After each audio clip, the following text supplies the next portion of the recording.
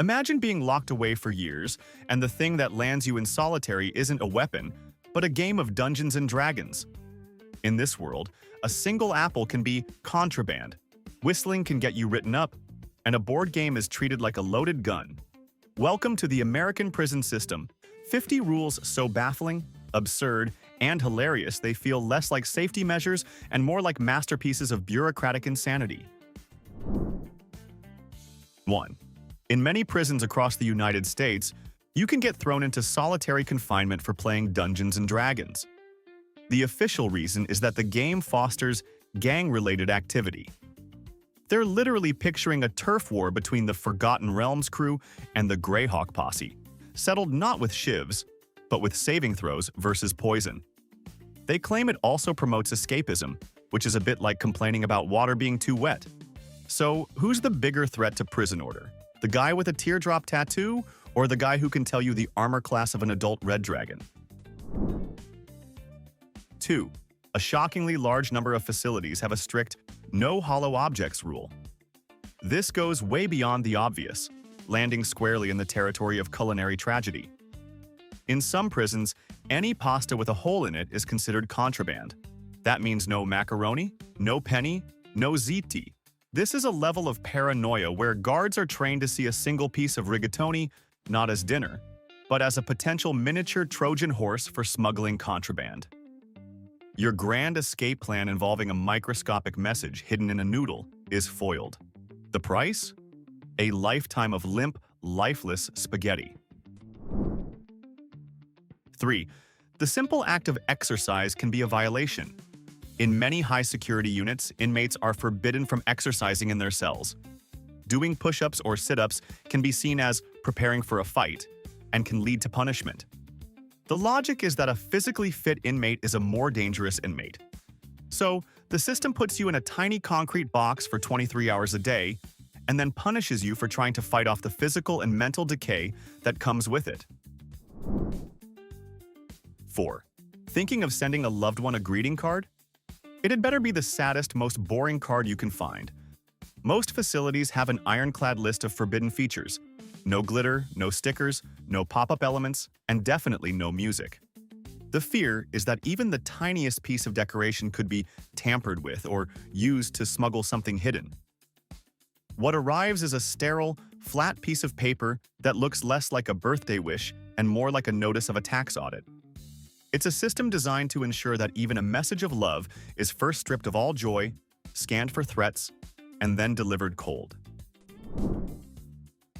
5. You've heard of prisoners making homemade alcohol, or pruno, from fermented fruit and ketchup. But the true genius is in the legal acrobatics used to punish them. When you're caught with a batch of this foul-smelling toilet wine, you're not just written up for contraband. In many federal prisons, the official charge is possession of a hazardous tool. Let that sink in. Your disgusting, bubbling bag of fruit mush is legally classified alongside a sharpened shank. It's a system that doesn't just punish you, it redefines your sad attempt at a party as an act of industrial sabotage. 6. In the most secure prisons in the country, a single glance can be a weapon. Inmates are officially forbidden from making direct eye contact with guards. It's not just a power trip, it's a written rule. Looking a guard in the eye is interpreted as a direct challenge, an act of aggression punishable on the spot. It's a psychological tool designed to systematically erase an inmate's humanity, one averted glance at a time. How long do you think you could last in a world where a basic human connection is a forbidden act? 7. Welcome to the brainchild of America's most theatrical lawman, Sheriff Joe Arpaio. For years, male inmates in Maricopa County, Arizona, were forced to wear bright pink underwear. The official line was that it was a cost-saving measure that deterred theft. The unofficial, universally understood reason? It was a masterclass in calculated humiliation, turning grown men into unwilling participants in a bizarre, pastel-colored power trip. The policy backfired so spectacularly that the contraband pink boxers became a hot collector's item online. You truly cannot make this stuff up. 8. The architecture of a prison is a weapon in itself. Toilets are almost always seatless, made of cold, unforgiving steel, and strategically placed in the open, in full view of guards and other inmates. This isn't an oversight, it's a feature. It is a deliberate design choice for constant surveillance, eliminating the last sliver of personal space a human being can have. It is the physical embodiment of the system's philosophy. There is no corner dark enough for you to hide, no act private enough to be your own. You are never, ever alone. 9. The war on contraband has officially reached your morning routine. In many prisons, inmates are only allowed to possess toothpaste that comes in a completely clear, transparent tube. Opaque tubes are a serious infraction. Why? Because you could theoretically hide something inside the plastic itself or mix it into the paste. It's a level of mistrust so profound you start to wonder where it ends. Clear soap? Transparent books? It turns the simple act of brushing your teeth into a daily reminder. We are watching you. Always, even your fluoride. 10. In a nation built on countless languages, there are prisons that enforce a strict English-only policy. The stated purpose is security.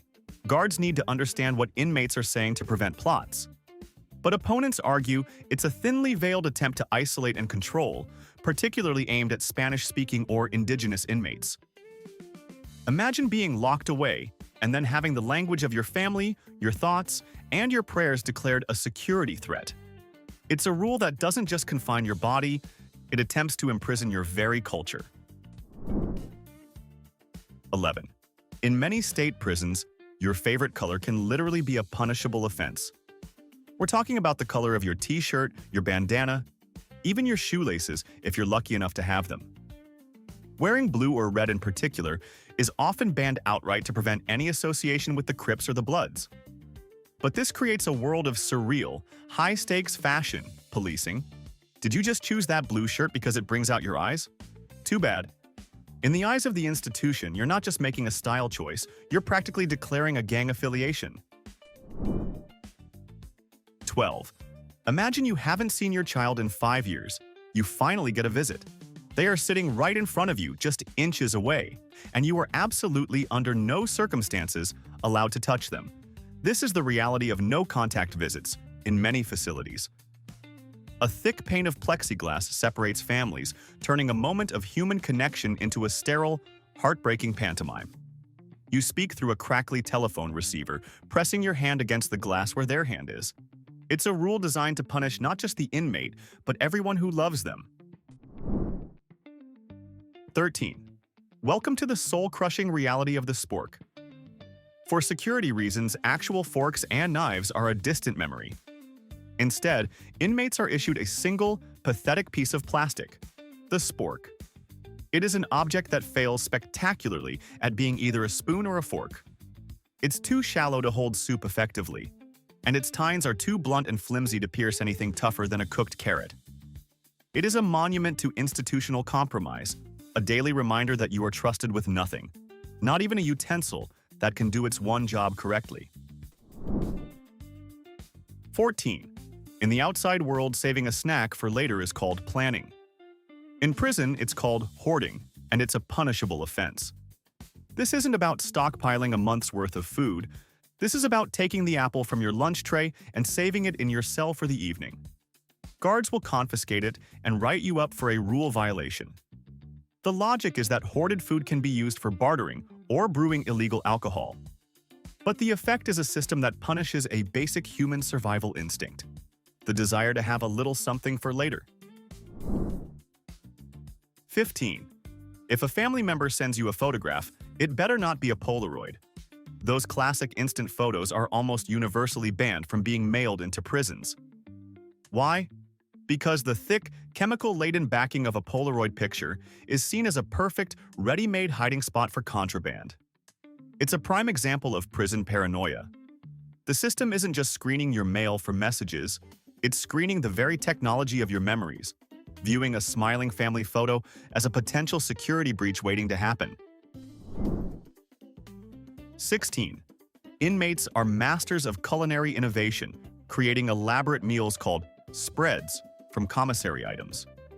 Picture this: a base of crushed ramen noodles mixed with squeezed-out sausage, Cheetos for flavor, and a little water, all cooked inside a trash bag with hot water from the shower.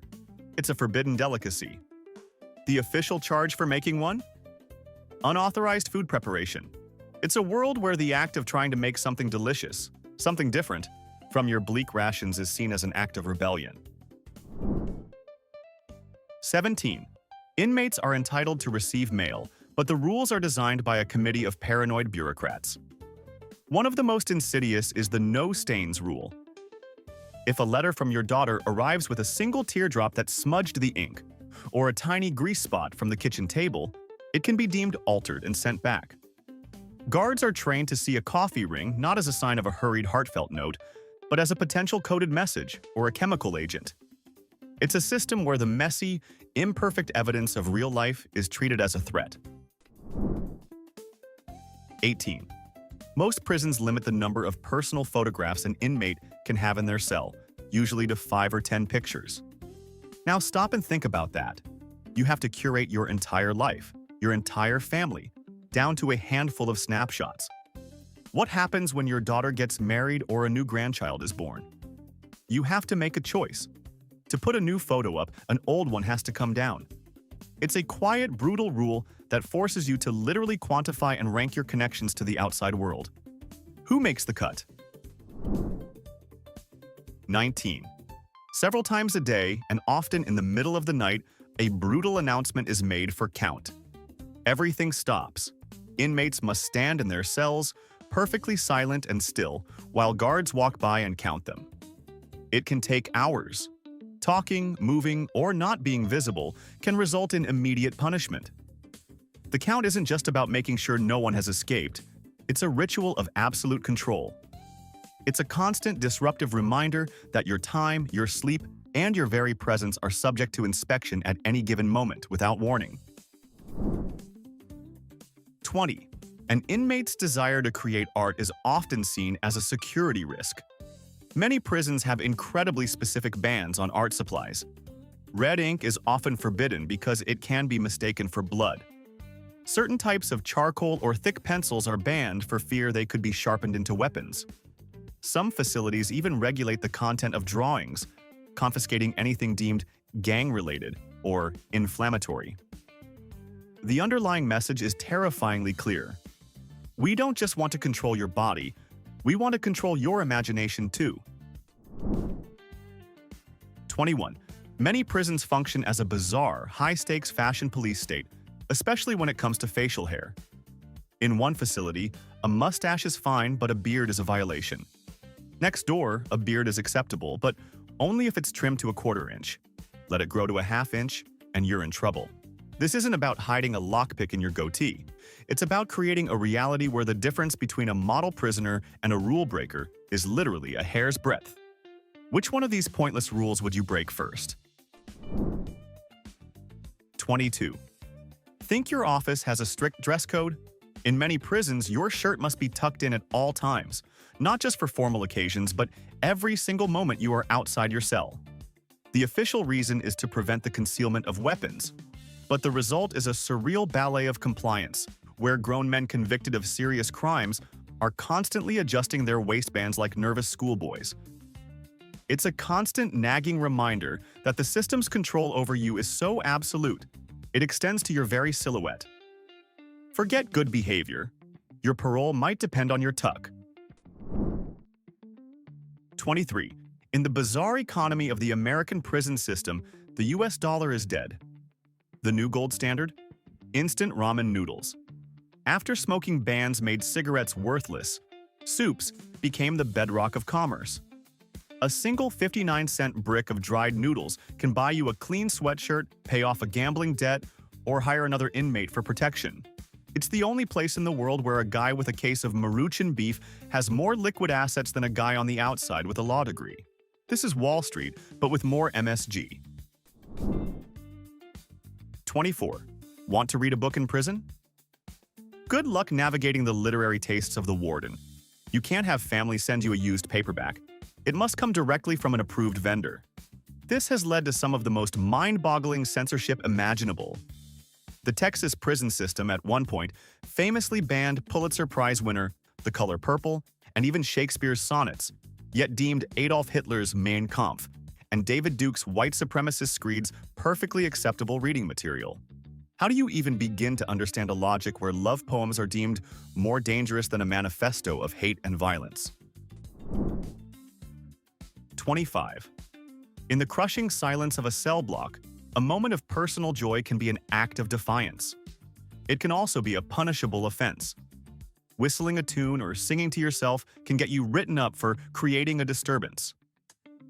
It doesn't matter if you're hitting the high notes of an aria or just trying to remember a song from the radio. If a guard doesn't like it, it's a violation. It's a place where even your own happiness is considered noise pollution. In prison, joy doesn't just die, it gets a disciplinary report. 26. Prison tattooing is an art form born of pure ingenuity and desperation.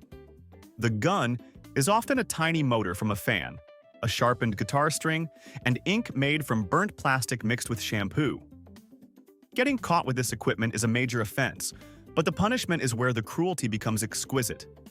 On top of solitary confinement, inmates are often forced to pay for the medical procedure to have the tattoo surgically removed. They charge you to erase the very art you created to feel human in a place designed to strip that humanity away. 27. Your right to medical privacy evaporates the second you walk through the prison gates. In many facilities, discussing your health issues means explaining them to a nurse or guard in a crowded open area, well within earshot of other inmates. There's no private room, no confidentiality. You're forced to announce your most personal and vulnerable information to an audience. It turns healthcare into a public performance, a deliberate ritual of humiliation designed to remind you that your body and all its secrets now belong to the state. 28.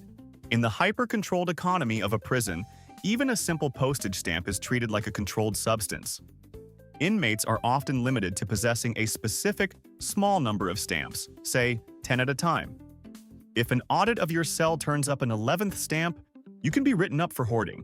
It's a level of micromanagement that is almost poetic in its absurdity.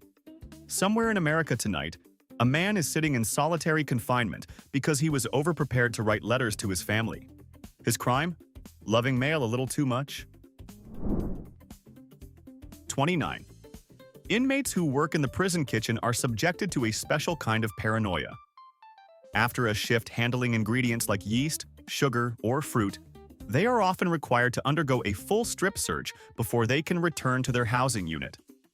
The fear, of course, is that they're smuggling the building blocks for Pruno. So after spending hours preparing food for everyone else, your reward is a humiliating cavity search. All because you happen to be in the same room as a can of fruit cocktail. 30. You might think a game of intellect and strategy would be encouraged in prison. You would be wrong. The game of chess is often banned. The wardens aren't worried about shivs. They're worried about a well-executed Sicilian defense. You can almost picture the SWAT team bursting into a cell, screaming, "Drop the bishop! Hands where I can see them!" They're treating a board game like it's a covert Black Ops mission. Checkers, on the other hand, is usually fine. Apparently, the intellectual horsepower required for a triple jump is considered tactically non-threatening. 31. In the outside world, having a job is a good thing. In prison, it can cost you. Under a practice known as pay to stay, some county jails and state prisons charge inmates a daily fee for their own incarceration. This isn't a fine, it's literally room and board. So if you're lucky enough to land a prison job that pays, say, 15 cents an hour, a significant portion of that income is immediately garnished to pay for the pleasure of your own confinement. It's a system that has perfected the art of making you pay for your own punishment, turning your meager labor into a self-funding loop of misery. 32. Giving another inmate a few extra noodles from your tray seems like a simple act of kindness, right? In prison, it's a violation known as unauthorized transfer of property. Sharing food, a spare bar of soap, or even a book is strictly forbidden. The logic is that any exchange can be a form of barter, debt, or gang-related transaction. The result is a system that actively discourages generosity and compassion. It's a world where looking out for a fellow human being who has nothing is seen not as charity but as a potential conspiracy. 33. If you get sick in prison, getting medical care often starts with a fee. Most prison systems charge inmates a co-pay for medical or dental visits, typically ranging from $2 to $5. Now, that might sound trivial, but when your monthly income is less than $20, that co-pay represents a huge chunk of your entire world's economy. This policy effectively forces inmates to choose between buying soap and toothpaste from the commissary or seeing a doctor about a persistent hacking cough. Health is not a right, it's a luxury item. 34. You can't just wear any old shoes in prison. The rules around footwear are incredibly specific and often bizarre. Velcro straps are a common target for bans, as they can be easily removed and used to bind someone.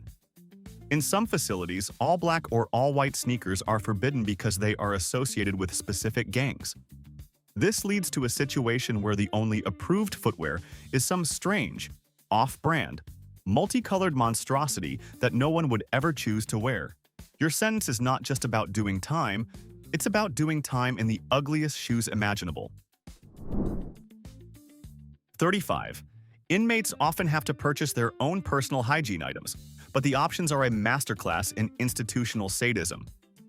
The deodorant is often a weak, ineffective crystal stick. The toilet paper is single-ply and feels more like tracing paper. The soap is a tiny, generic bar that smells vaguely of industrial cleaner. These aren't just low-quality products.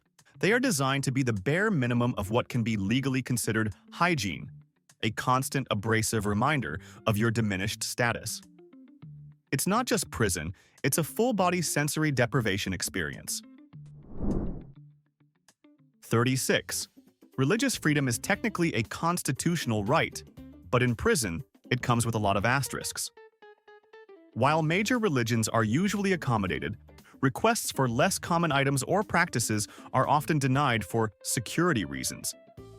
For example, a request for ceremonial oils might be denied for fear they could be used to make a weapon slippery. A sweat lodge for a Native American inmate could be denied as a potential escape route. It's a system where your path to spiritual salvation first has to pass a security threat assessment. 37. In many prisons, inmates are forbidden from altering their state-issued uniforms in any way. This includes hemming pants that are too long or tailoring a shirt that's too baggy. It sounds minor, but it's a deliberate tactic to strip away individuality. A well-fitting garment can be a small source of confidence and dignity. By forcing everyone into ill-fitting, one-size-fits-all jumpsuits, the institution ensures a visual conformity that mirrors the internal conformity it demands. You will not only act the same, you will look the same, right down to the sloppy cuffs on your pants. 38. Access to sunlight and fresh air is not guaranteed.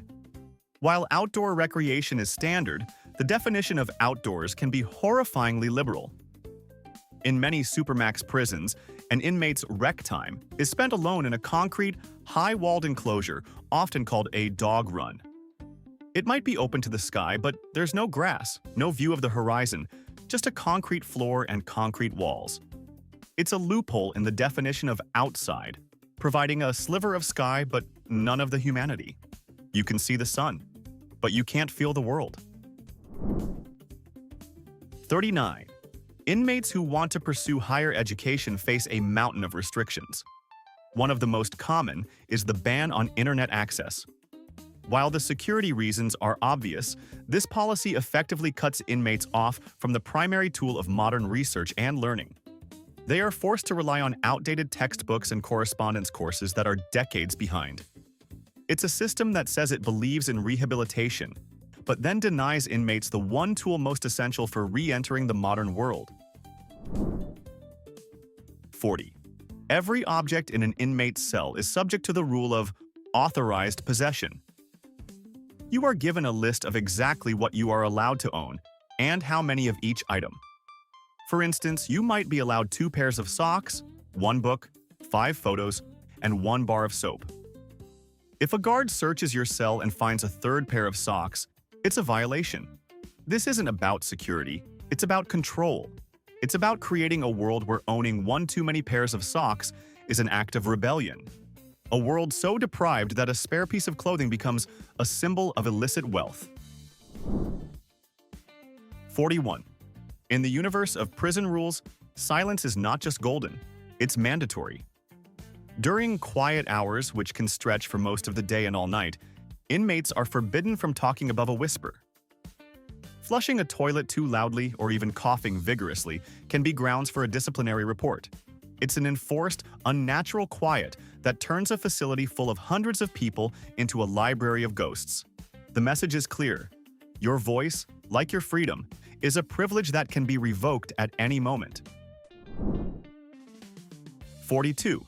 If you think you can just sit anywhere you want in the prison chow hall, you are dangerously mistaken. Seating is often rigidly segregated, sometimes officially by gang affiliation or race, to prevent violence. But even in less structured environments, an unspoken but brutally enforced code dictates who sits where. Sitting at the wrong table isn't just a social blunder, it's an invitation to a fight. It's a daily high-stakes game of musical chairs where the wrong move can get you seriously hurt. 43. Inmates with jobs outside the prison on work-release programs are often forbidden from handling cash. If a customer pays for their meal or service with physical money, the inmate is not allowed to touch it. A non-inmate employee must handle the transaction. This is to prevent any possibility of skimming money or theft. It creates a surreal scenario where a person trusted to operate a deep fryer or interact with the public is deemed too much of a risk to touch a $5 bill. 44. The concept of personal space is a forgotten luxury. The 3-foot rule in many prisons dictates that inmates must maintain at least 3 feet of distance from any staff member, particularly guards, at all times. Accidentally brushing past a guard in a narrow hallway can be interpreted as an assault. It's a rule that turns every corridor and doorway into a minefield of potential violations, forcing inmates to contort their bodies and movements to avoid accidentally breaking an invisible, ever-present barrier. 45.